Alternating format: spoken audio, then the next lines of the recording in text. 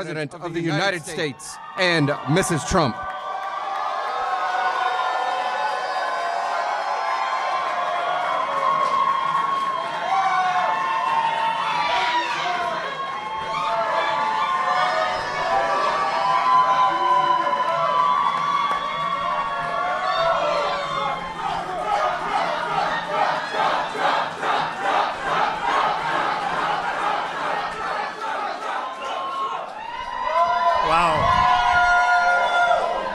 Thank you very much. Wow, what a good group this is. This is the future. This is the future. True.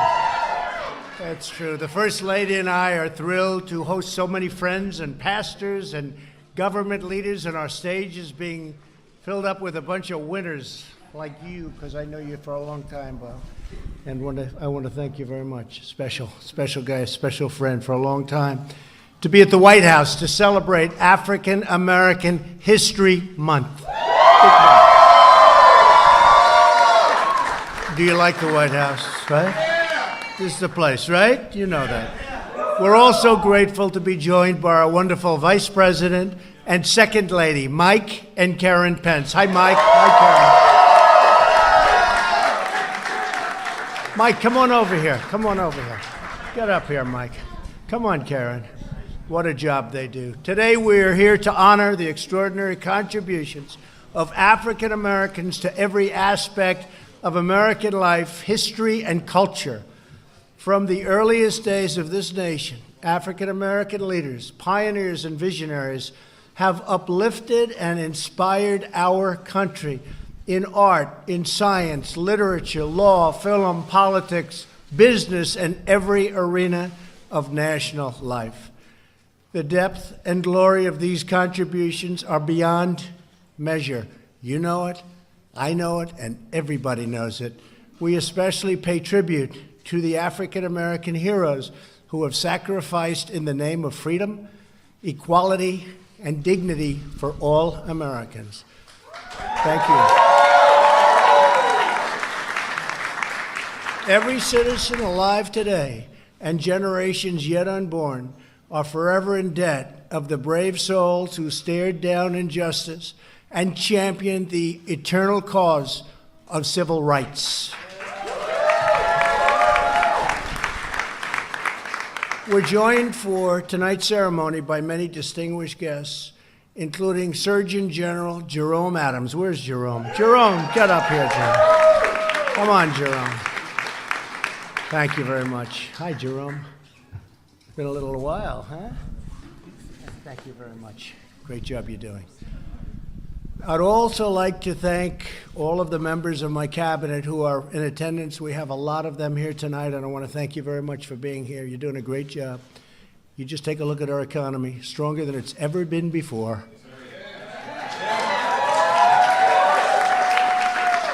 And by the way, as you've been hearing me say, African American unemployment is at an all-time low, historic low. The history of our country, it's never been better, so that's a great thing. Thank you all as well to the young African-American activists who are here today. You are really and truly the leaders of the future, and get in there and go down. Since the beginning of our republic, African-Americans have given their heart, their love, and their very lives to the pursuit, and you know this better than anybody. You have worked so hard. I guess when you get right down to it, we're all working very hard. But the pursuit of liberty and justice for all. During the Revolutionary War, African American soldiers fought at the Battle of Yorktown and helped our nation gain independence. In the next century, Frederick Douglass, Sojourner Truth, Harriet Tubman, and countless others risked everything to end the evil of slavery and secure the sacred blessings of freedom. And here we are all together in the White House. This is a great thing, right? This is a great thing. And this is a very, very special place. A century later, Rosa Parks, Medgar Evers, and the immortal Dr. Martin Luther King Jr. challenged our nation to fulfill its founding promise that we are all created equal by God. In every moment of our history, African Americans have called our nation to greatness. This year marks the 100th anniversary of the birth of Jackie Robinson. How good was Jackie Robinson? How good was Jackie? As a baseball fan, Jackie was special. He had to be special because that was not an easy journey for Jackie. He was a special man. His courage on the field and off the field stands as an everlasting monument to the triumph of the human spirit. African American scientists, artists, musicians, educators, faith leaders, and countless others have lifted our nation to absolutely incredible heights. Today, we thank God for all of the blessings the African American community continues to give our nation, and we pledge our resolve to expand opportunity for Americans of every race, religion, color, and creed.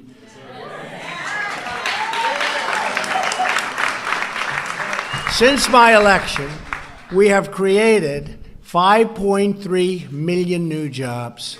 People thought that was, and I tell you, I'm very proud of it being the lowest ever in the history for African Americans, but today, right now, we have the most people working in the history of our nation, almost 160 million people. We've never had that many people working. Right?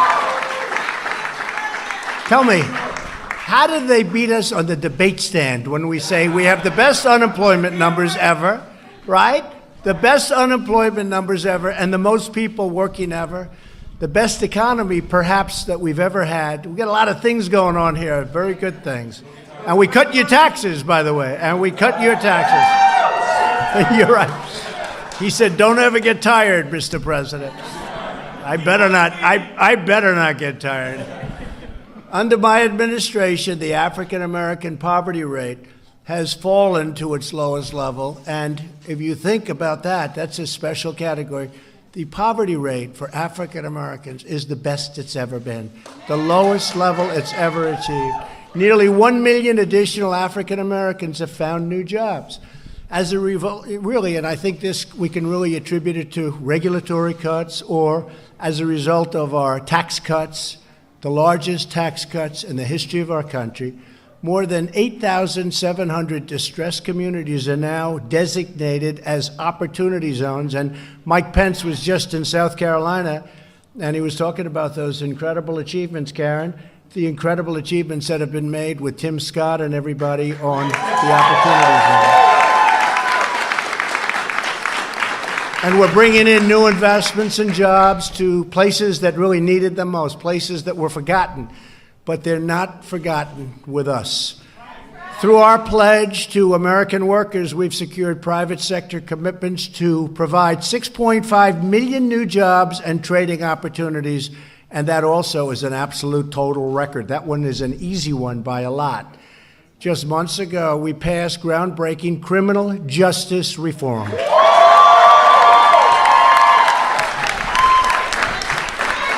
Pastor. We have Pastor Darrell Scott. Will you come up here, Darrell? Darrell,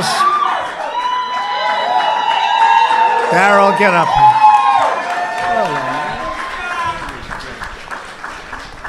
He's always defending me on television, and I'll tell you, you want somebody to defend you, this is about as good as you can get. He is brutal. Sometimes they say, you're a pastor, you're the toughest pastor ever. Thank you, Darrell.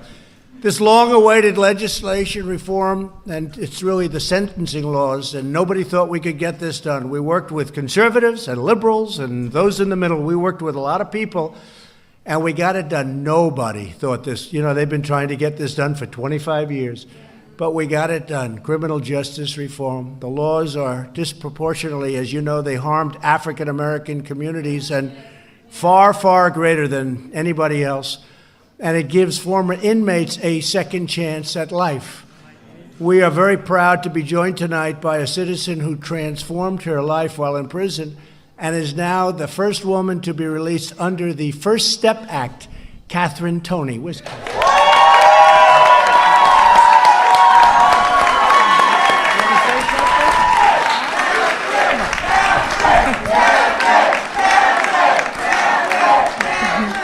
Yes, I just want to thank the president and everybody that worked so hard, Jared, for working so hard on this prison reform First Step Act, because if it wasn't for them, I wouldn't be standing before you all today.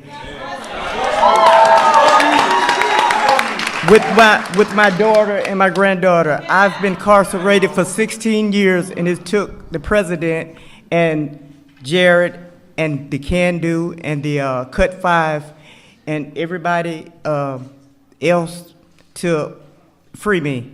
And I'm so thankful. I'm so thankful to them. And I'm so thankful to God for the opportunity to be standing before you all. And thank you again, Mr. President.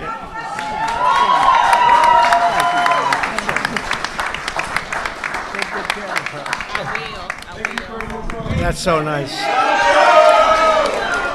And I'll tell you, as far as criminal justice reform and other things, Jared, thank you. What a great job. What a great job. He doesn't want praise. He doesn't want praise, but it was so nice to have you come up and just say, and Jared, thank you, like your best friends. You probably know him a little bit. Yes, I do. It's incredible. He's incredible. It does so much. Thank you, Jared. That was amazing. That was a great tribute to you. During the State of the Union address, I also called on Congress to pass school choice.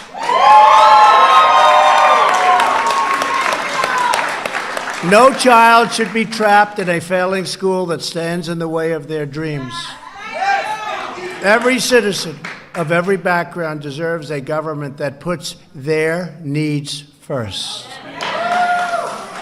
Like your hat, right? I like that hat. Here with us today is an incredible leader. Some of you know him well. I do, and I know him really more than anything else as an incredible leader. That's exactly what he is. It's Bob Woodson. You know Bob Woodson? You will, because he's got an incredible story. Bob joined the Air Force in the 1950s. You don't look that old, I'll tell you that. 1950s, really? Wow, you're in good shape. I want to talk to him later, find out what's going on. While he was stationed in the Deep South, he confronted discrimination firsthand. He then became a civil rights leader, met Dr. King, and was jailed for leading a very peaceful protest. As Bob puts it, even when defeat was all around us, it was not in us. I like that. That's beautiful, right? That's beautiful. Over the last 50 years, Bob helped found social enterprise movements and to restore jobs, dignity, and hope within the heart of very, very distressed communities. Bob, I want to thank you very much. You are a very special man, and having you at our place in New Jersey for a little while, and you helped me so much with making a couple of our good choices. We really appreciate you being here. Thank you, Bob.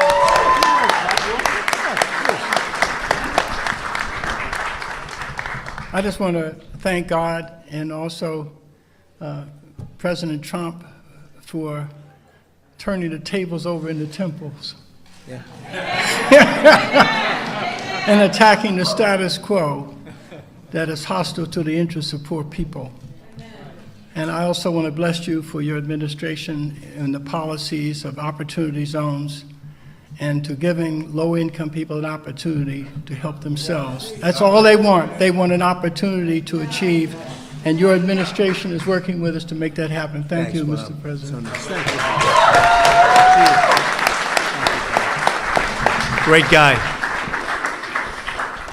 We're also very proud to be joined by Clarence Henderson, who was among the first students to begin the Greensboro sit-in. You know what that is, right? In 1960, on the second day of the sit-in, Clarence was one of the 4 students who sat at the long segregated Woolworth's lunch counter, a very, very famous event in Greensboro, North Carolina. He helped spark a national movement in cities and towns all across America. Students joined in the protest, and really it was an incredible moment in the history of our country. The grave injustice of segregation was really spelled out loud and clear. After more than 170 days of protest, the Woolworth lunch counter finally integrated. That was, doesn't sound like such a big deal, Bob, but it was a big, big deal, right? As Clarence has said, it doesn't take many people to make a change. It just takes courage. And Clarence, you have incredible courage, and I want to thank you very much for being here.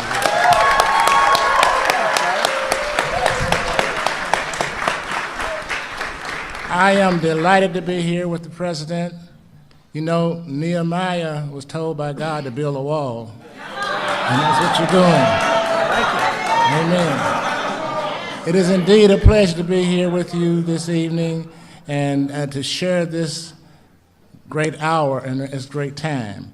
I continue right now with the Frederick Douglass Foundation for the State of North Carolina and the President, and we're still moving forward to change America and make America great again. Thank you. Thank you very much. Thanks, Larry.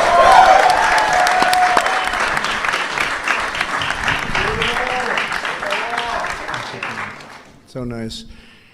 As we commemorate African American History Month, we remember the words of Dr. King. In 1964, he said, "When years have rolled past, children will be taught that we have a finer land, a better people, a more noble civilization, because these humble children of God were willing to suffer the righteousness' sake." And you know, nobody said it better than Dr. Martin Luther King, and few people had words so beautiful as Dr. Martin Luther King Jr. Don't you agree? Don't you agree, Bob? He made us all look maybe not quite as good. Great man. Today, we remember the heroic legacy of African Americans who bravely battled oppression to usher in a bright new dawn of freedom. It's exactly what you're doing. And you are at the forefront. You know, this is a new age. This is a very exciting time. It's a very exciting time for our country. Our country is respected again all over the world. They are respected like we haven't been respected in many, many years, I'll tell you. And thanks to you also, and thanks to you. Look at the progress that you've made. Look at those numbers that I gave you before with unemployment and all of the other numbers that we have together. So we pledge in the honor of our great African American community to build a future where every American child can live in safety, dignity, liberty, and peace. As Americans, we all share the same dreams, the same hopes, and the same magnificent destiny. We are now and will forever be one people, one family, and one glorious nation under God. I want to thank you all. I want to God bless you. I just want to say God bless you all, and God bless America. Thank you for being at the White House. Thank you.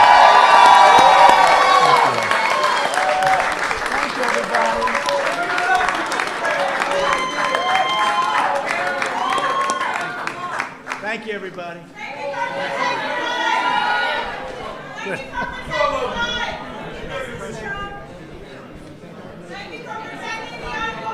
She's like, thank you. Wave at us.